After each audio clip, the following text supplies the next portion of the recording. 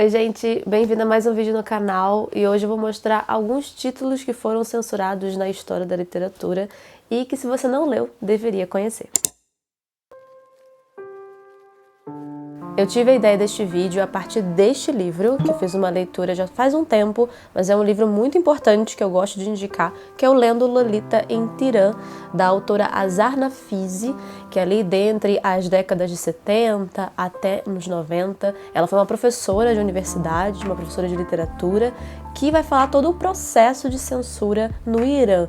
Então, desde antes dos livros serem censurados e de fácil acesso pelas grandes livrarias, até o momento em que esses livros desaparecem. Um momento em que essa autora ela tem que criar ali, junto com um grupo de meninas, um local clandestino para fazer essas leituras escondidas, leituras como Lolita, como diz no livro, ou Orgulho e Preconceito, O Grande Gatsby e até livros de Henry James, que eram muito difíceis de ser encontrados depois da censura.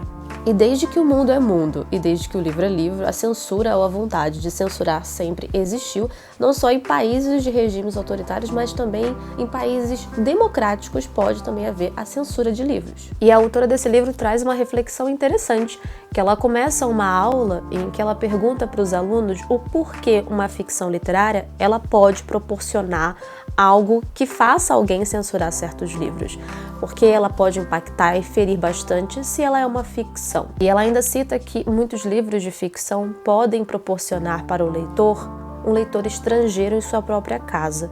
Então, quando ele vai ler um livro, não necessariamente estrangeiro, mas um livro proibido, seja ele nacional, o que está escrito ali pode fazer com que aquela pessoa ela não se sinta pertencente àquilo, devido a traições, devido a várias questões ali que façam com que ela questione se o que sempre acreditou ser certo é certo. E é justamente por isso que há essas censuras, porque as pessoas, mesmo numa ficção, o que acontece com os personagens ali, suas atitudes, que vai moldando também, que vai dando certo questionamento para eles do porquê as coisas são assim, e eles vão avaliando do porquê eles vivem daquela forma e não da outra que está no livro. E muitos são censurados também por ferir um sistema político de algum país específico, valores, religião e principalmente condenados à obscenidade. Um caso engraçado é o Alice no País das Maravilhas, em que foi proibido na China porque os animais falam.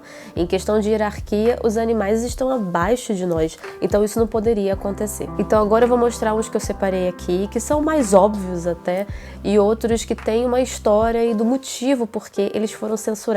Começando a falar da antiga União Soviética, que o hábito de leitura ele era escasso, coloco em aspas porque na verdade muitas leituras eram feitas clandestinamente também, começando pelo termo samizdat, que era um termo que significa sam, eu próprio, e Izdat, editora, que era a autopublicação. Eram grupos de pessoas comuns que faziam diversas cópias datilografando e ainda copiando à mão com caneta. Um deles, que foi um dos mais copiados na época, Doutor Zhivago, de Boris Pasternak, foi um livro muito circulado no exterior, mas não no seu país. Todos queriam ter acesso a essa leitura e ele foi censurado justamente porque não enaltecia a Revolução Russa e sim celebrava o indivíduo.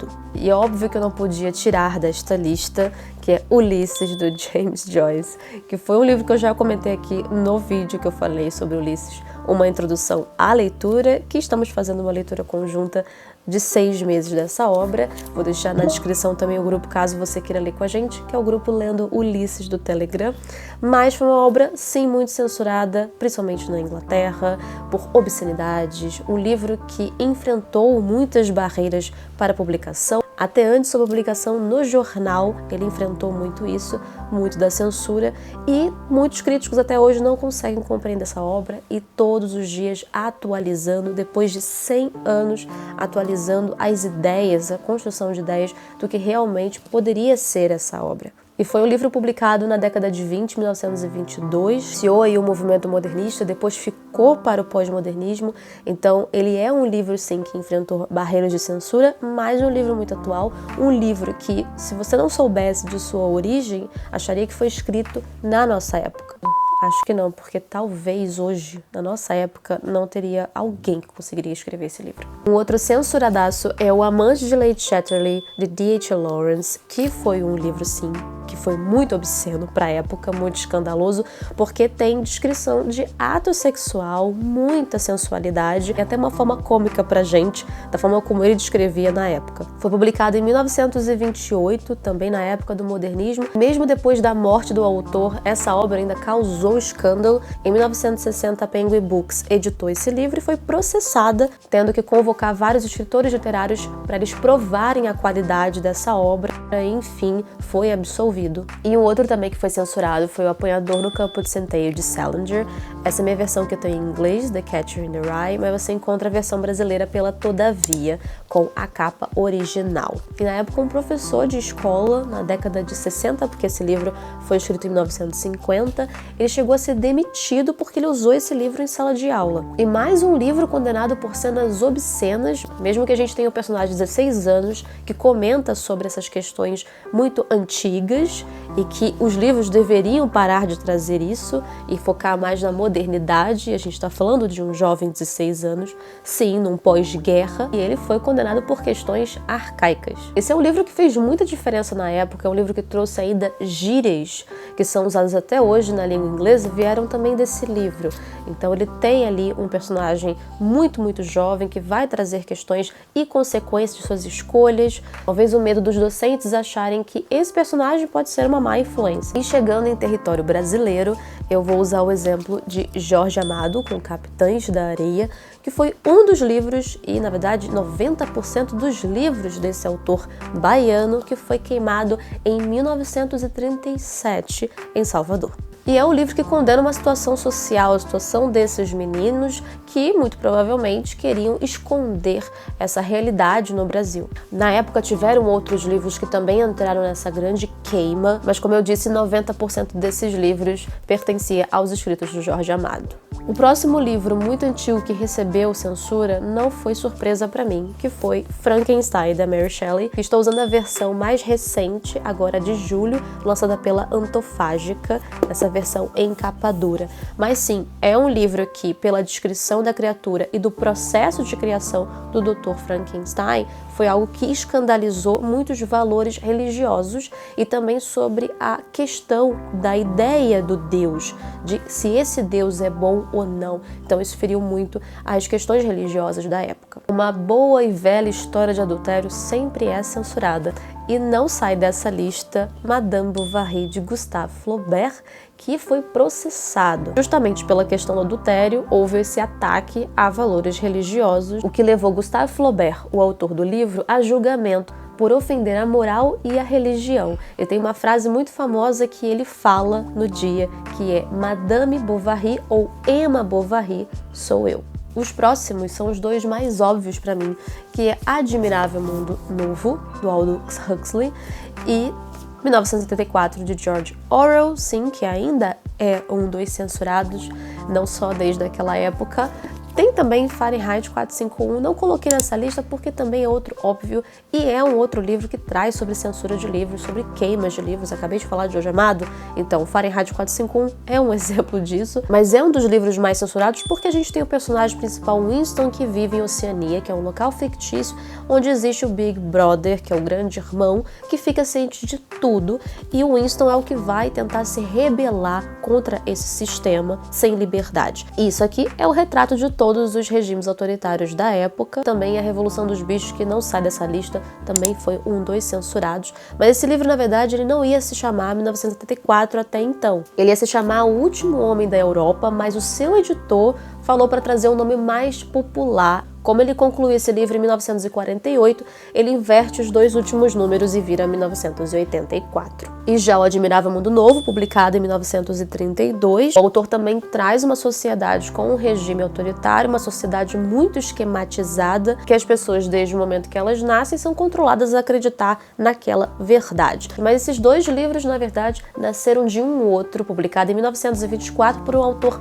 russo, que é Nós, de Zamiatã. Zamiatã foi líder de um grupo, que era a Irmandade, que acreditava, defendia a liberdade de escrita e da arte.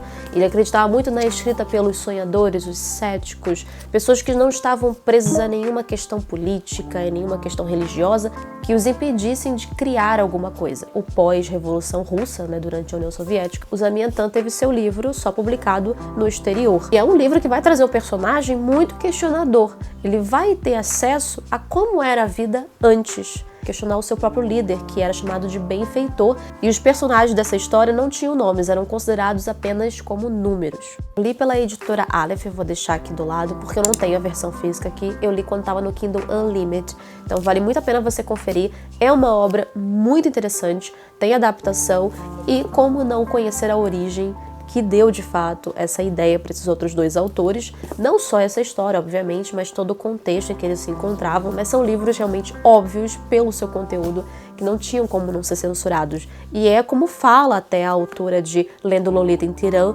quando ela fala sobre essas ficções literárias, o que elas proporcionam para as pessoas. É nesse momento que a pessoa lê aquilo e tudo que ela acreditou que era correto, na verdade, não é dessa forma. Na verdade, aquilo não necessariamente é certo. E o último livro que eu vou mostrar nessa lista, que foi censurado, e se você já leu esse livro, provavelmente você vai pensar como ela não vai colocar esse livro na lista. Sim, é o Lolita, que eu tenho nessa versão da editora Globo, muito antiga. Esse aqui eu comprei por R$1 num brechó, se não me engano, não era nem num sebo, tava bem jogado junto com outros títulos e a pessoa me cobrou R$1. O título é só Na Lombada e vinha com uma jacket, mas eu vou deixar a foto aqui porque tem uma edição nova pela Alfaguara, já tem acho que uns 8, 9 anos, é um livro que eu não tenho vontade de reler justamente pelo conteúdo, de conhecer a mente de um pedófilo. E é um livro clássico moderno aí da década de 50 que sofreu a sua censura em muitos outros países, e nos Estados Unidos eles tentaram proibir o máximo desse livro não chegar nas livrarias,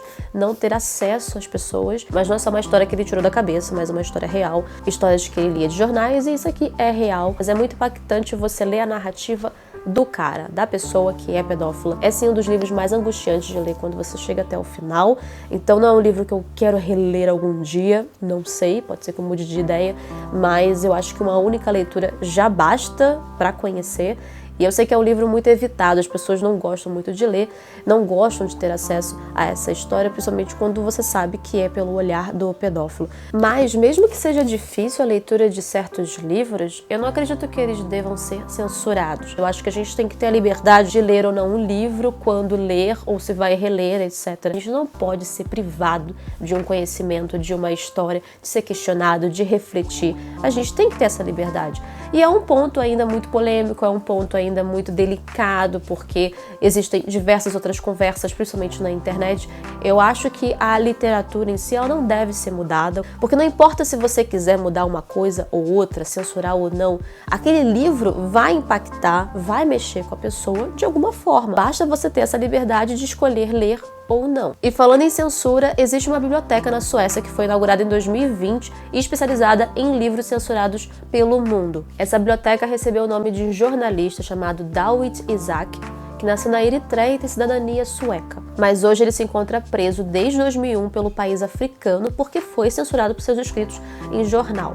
Mas se sabe pouco sobre o jornalista, então acreditam que ele pode até já ter morrido. Existem várias teorias quanto a isso. Então foi isso, gente. Esses foram os livros. Foram 9, 10 livros mais ou menos que eu citei aqui. Eu espero que você tenha gostado. Quero saber a opinião de todo mundo. Deixa nos comentários quais desses livros você já leu, algum você favoritou e qual a sua opinião sobre políticas de mudar certos livros. Eu acho que os livros clássicos, eles não devem ser mexidos. Eles têm que estar intactos do jeito que eles estão. Eles são clássicos justamente porque aquela linguagem, ela não envelheceu. Ela continua ainda atingindo muitas pessoas. E como eu falei, é só você optar por não ler aquilo ou ler, etc. É aí que vem a nossa liberdade de se expressar, a nossa liberdade de escolher as nossas leituras e selecionar da maneira que a gente quiser. Mas infelizmente as censuras ainda vão ocorrer, não só na literatura, mas em outras questões cinematográficas, por exemplo, etc. Se algum desses títulos você se interessou, vou deixar na descrição que você pode apoiar o canal comprando com o meu link da Amazon. Então é isso, gente. Deixa essa curtida, comenta e também compartilha com alguém que goste de literatura. E obrigada por assistir a mais um vídeo do Bruni Livros. Tchau!